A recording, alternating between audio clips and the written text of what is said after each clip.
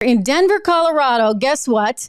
You have a better shot, ladies and gentlemen, of making money as a protester, I guess, than anything else. You know, just take to the streets with BLM and there you go. Maybe this is going to save BLM from bankruptcy. I reported some months ago that BLM was really on the edge. And they weren't managing their money very well. Funny how that happens to these communist organizations. They went out and spent on lots of property, nice houses. Of course, everybody that was related to Patrice, who was running the thing, well, they got very big salaries. And at some point, the money didn't come in anymore. And once the money stopped flowing in, she wasn't really able to support those salaries, those lifestyles, those mortgages, etc. Well, maybe this will help her out because Black Lives Matter is getting $4.7 million from the city of Denver. How do you like that? I'm curious. Let me know. I'm looking at these comments. We're going to get out to everybody's comments towards the end of the program. But I'd like to know what you think about that.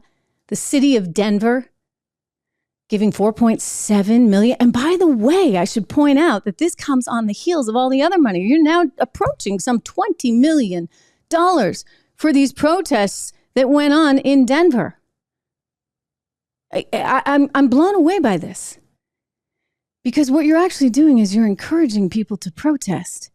What they are arguing in the case of the $4.7 million that they're going to be paid, these protesters, they're saying that their rights were being infringed upon because the city of Denver was enforcing a curfew for them, but not the rest of the city. And therefore, that was a violation of their freedom of speech. Gosh, do you know how many times our freedom of speech has been violated? I think a lot of us in the media ought to get together on that one. Anyway, $4.7 million going to these protesters in Denver. But let me share with you what the business owners are saying, because the business owners that had their properties completely wrecked and everything stolen, and some of them were small business owners that didn't have the appropriate insurance.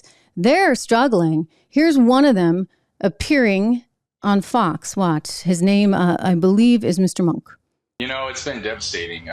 It'll probably take us anywhere from 5 to 10 years to recover from what happened. Right, and you lost $170,000. You know, you'd be getting money if you would have been protesting, but you didn't. Oh, he didn't protest. Quick reminder, portions of the show are brought to you by LegacyPMInvestments.com, 1-866-589-0560. If you're interested in investing in gold or silver, go check them out. Go check them out right there. Because listen, no one's looking out for you.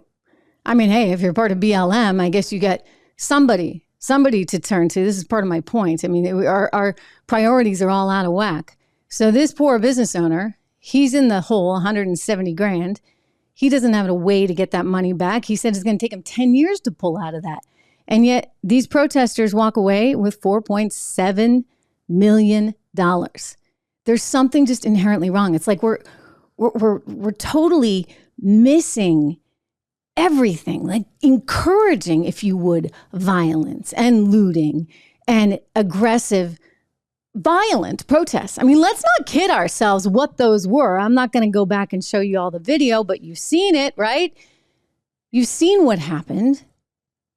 If somebody on Twitter was making the point that January 6 protesters, they wind up going to jail, and the Black Lives Matter protesters somehow wind up with $4.7 million.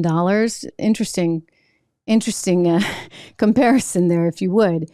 What it tells you is that there is one team in charge and one team only. And that team is going to do whatever it needs to do to keep its team happy.